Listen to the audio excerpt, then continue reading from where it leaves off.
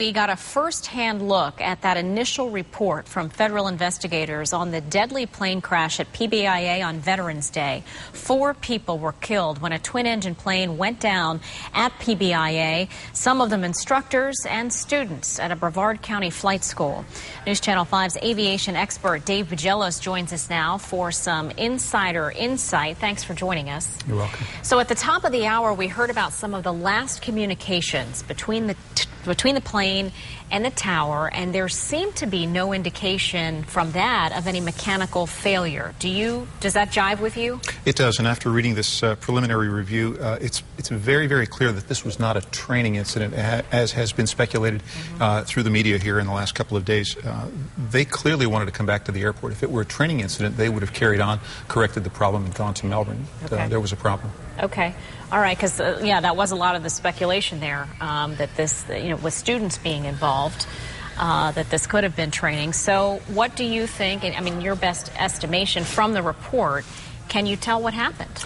Based on the facts, here's 3 things that I see that stand out. First and foremost, the left engine failed because of fuel starvation. There was no fuel in the line from the fuel selector to the carburetor. They did a full tear down of the equipment, and it was working properly. There was no indication of a malfunction.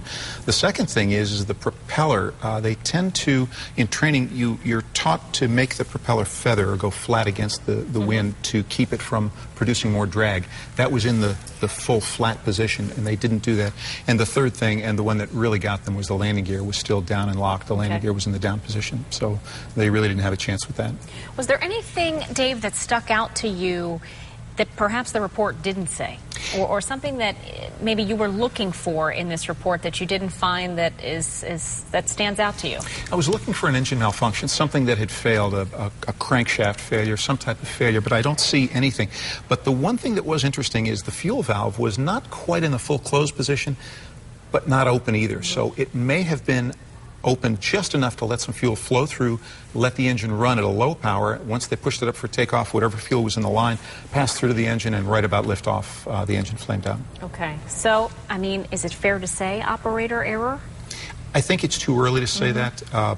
We don't know why that fuel valve was in the nearly closed position. We may never know because it's a small aircraft.